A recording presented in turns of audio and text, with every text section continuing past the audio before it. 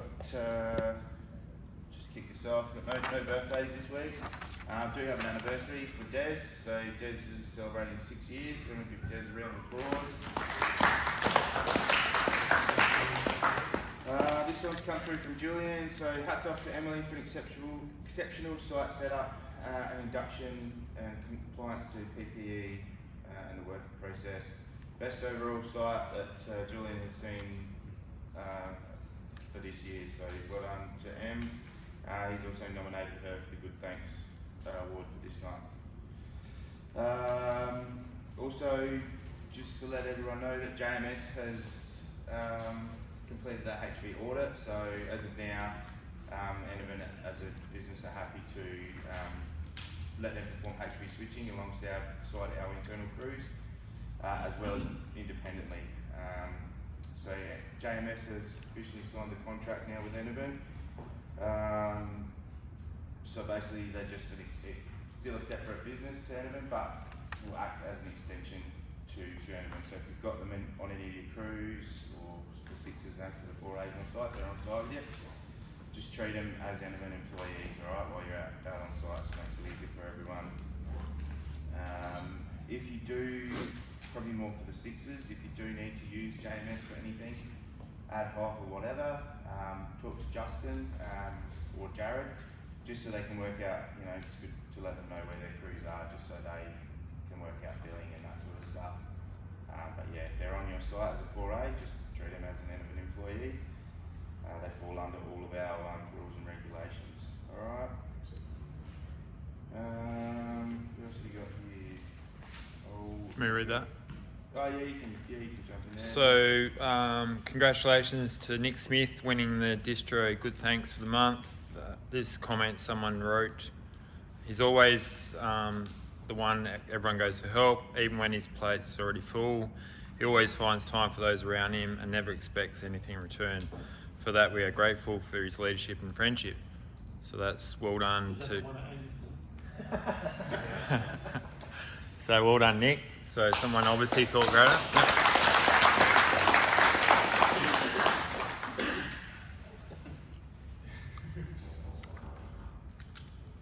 Continue. Keep going.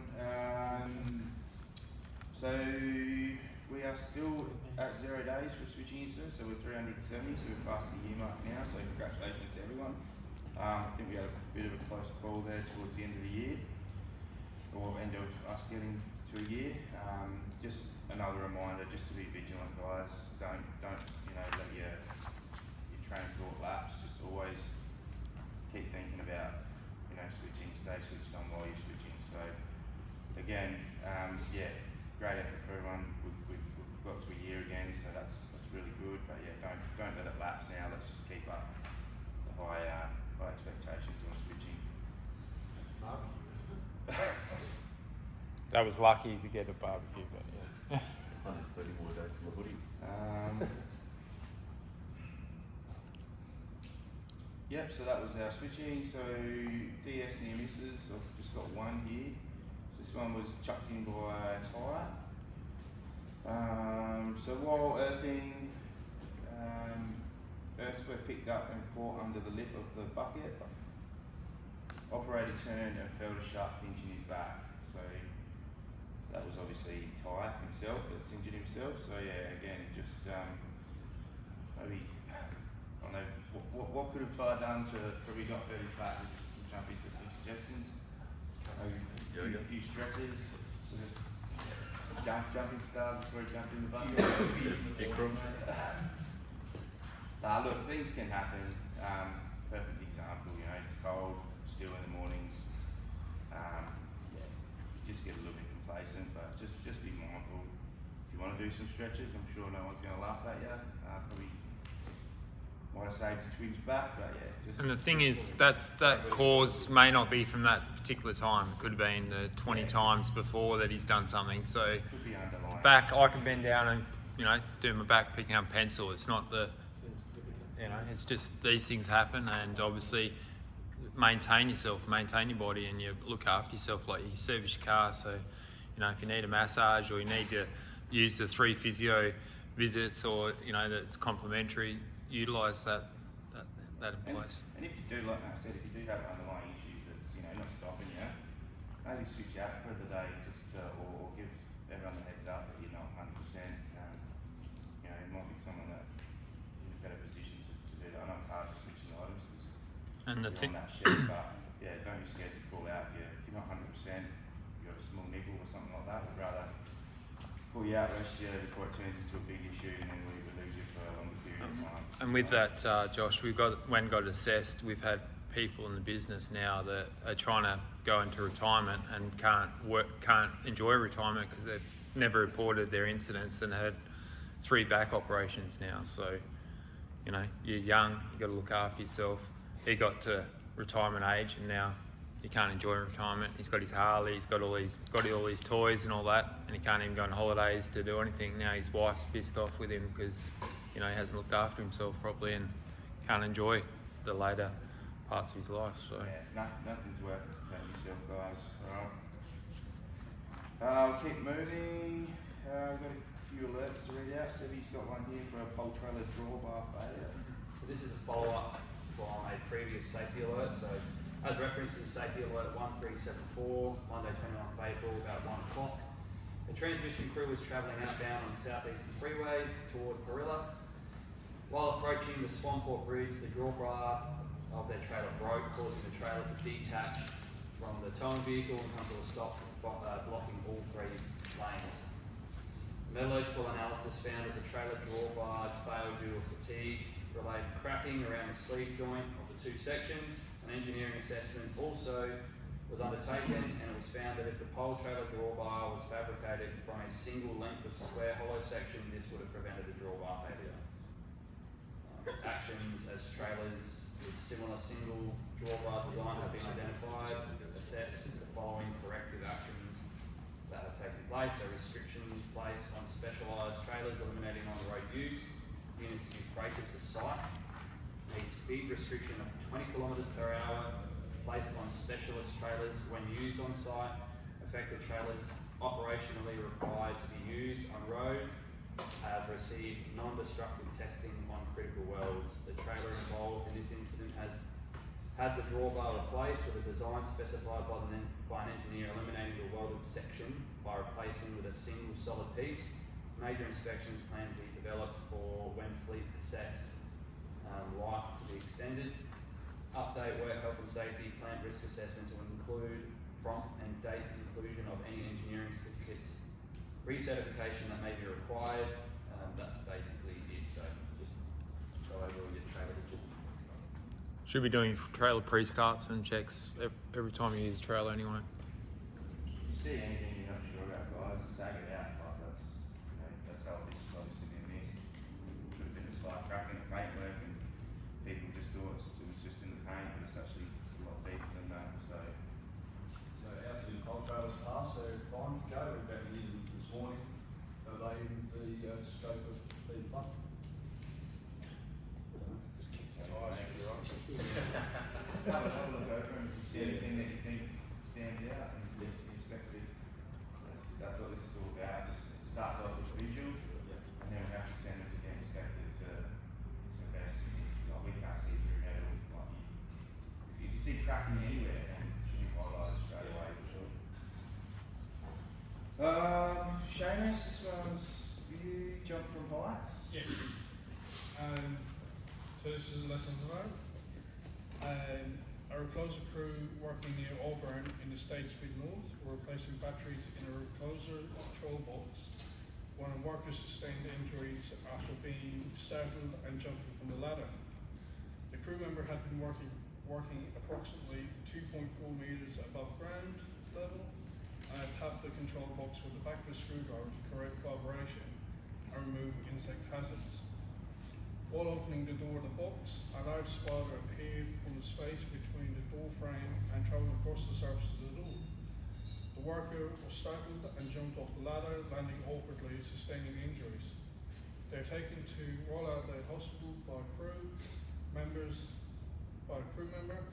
with scans later revealing a fractured leg. And the basic cause, the worker jumped clear of the ladder after being startled by a spider. findings of earnings. If an individual has been injured, make an assessment and contact emergency services if required. As per Field Directive FDC5, Communications and Emergency Protocols. Contact your leader as soon as possible. Always consider the risks associated with moving or transporting an injured individual. The Prevention of Falls and Safe Working at Heights procedure B144 outlines the requirements for work from ladders less than 3 meters to be completed with the worker attached, greater than 3 meters. However, the many operational tasks completed from ladders from less than 3 meters, and it is important that the hazards and controls are assessed given the risks of fall from height. Insects in control boxes or other work areas are unpredictable, and the controls to prevent inadvertent reactions should be considered. Ladder brackets may be present at the pole and can be used to ensure stability of ladders. For poles without ladder brackets, risk assessments should determine if additional controls are required, i.e. pole strap or harness. Actions. The Prevention of Falls and Safe Working at Heights, B144, will be updated with the requirement that fall protection is to be used for short duration work between 2 and 3 meters, unless there are substitution controls identified via risk assessment and work is safe to be performed unattached. Leaders and employees who use ladders are to review the fall prevention controls in section 9 of B144 at the next opportunity.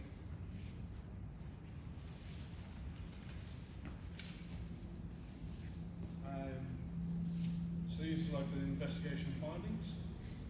So behaviour 1, undertaking short duration task, battery replacement, aloft a ladder between 2 and 3 meters, with a pole strap and harness to prevent a fall from heights. Unintended. Mistake. Given the risk of working below 3 meters without fall prevention controls was normalised, the crew did not consider the use of pole strap or harness to be necessary. This was reinforced due to previous task success. The why. Undertaking short duration non-complex work below 3 meters is common for the work group. This work is routinely done without a pole strap and harness, believed to be a preferred and safe practice. Behaviour outcome. Application of the Just and Fair framework resulted in workers being consulted by their leaders. All team members involved in the event are ensuring the corrective actions, including the importance of risk assessment while working on a ladder, are understood and implemented. Behaviour 2, jumping from approximately 2.5 meters aloft the ladder. Unintended. Action-based slip. Upon seeing the spider, the worker reactively jumped off the ladder. The why. The worker's reaction was instinctive. They had already used methods to tap the control box to disturb insects before assessing, but in this case the spider was only disturbed after the door was opened. Behaviour outcome. Through the Just and Fair framework, the worker has been consoled and supported. The worker has also contributed to the creation and delivery of a risk management presentation of the findings following the event. For more information regarding the Just and Fair framework, please refer to the guideline link. Thanks, Vince.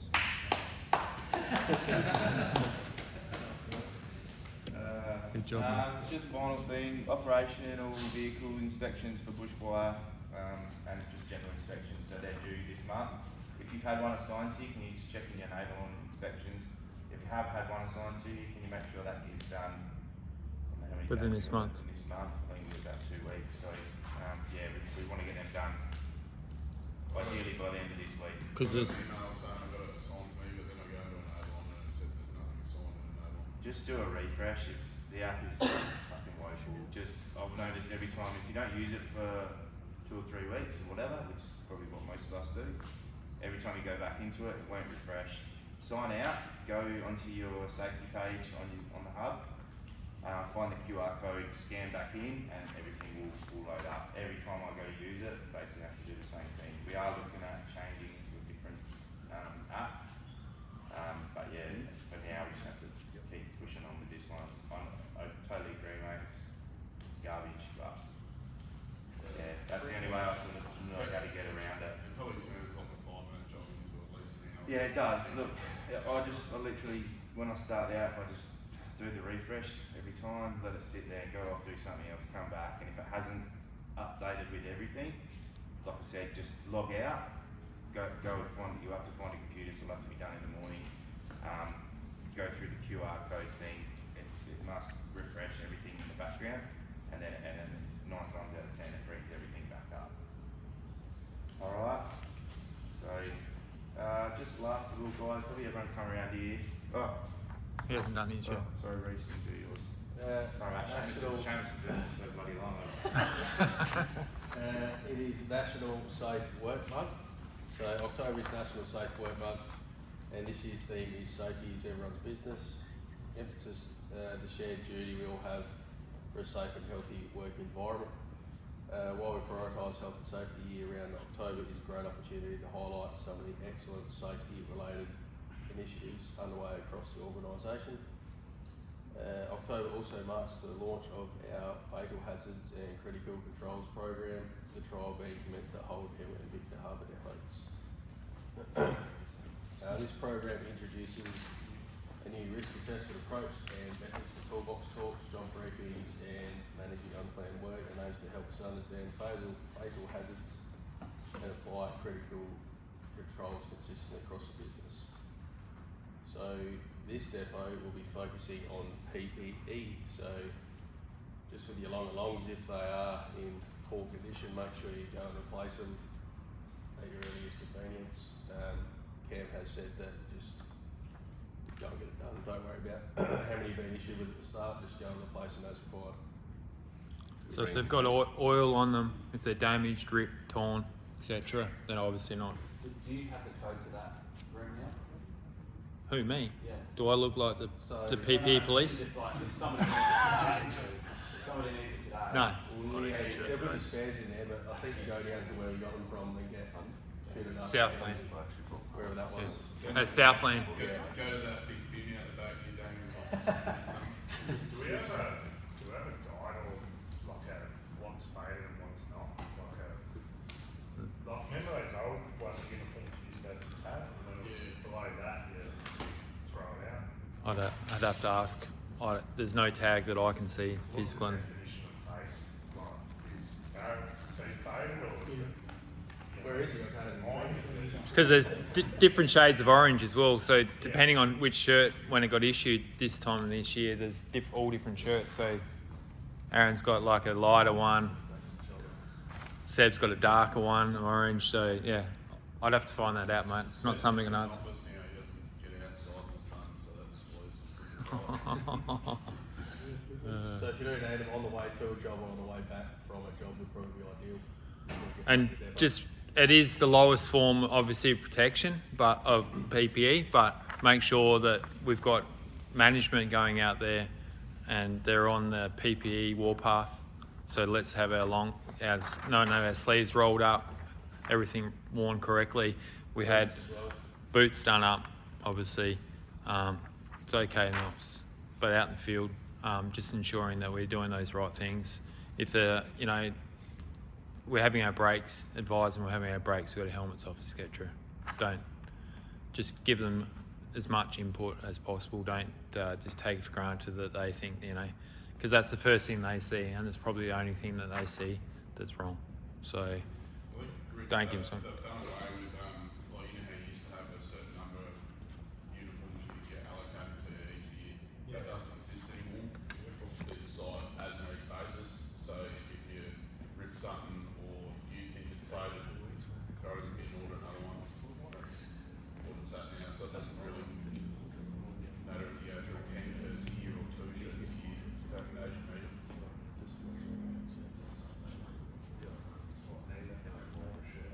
I was going to say just a bit more washing, a bit more. We're just going to run through which we need to run through, which is it's been reviewed, and to go through with you guys the swims on asbestos, handling asbestos. Mick?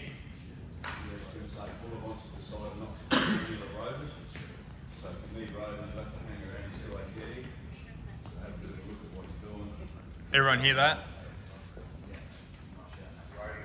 Did you hear that about rotors, boys?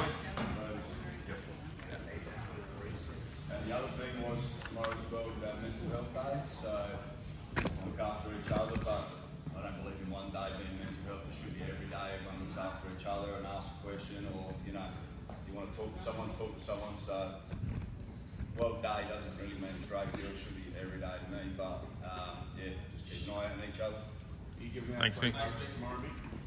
Free what? Are you giving out free hugs tomorrow? Free hugs tomorrow. You're going to come to Michael Longer. Cabin number 27.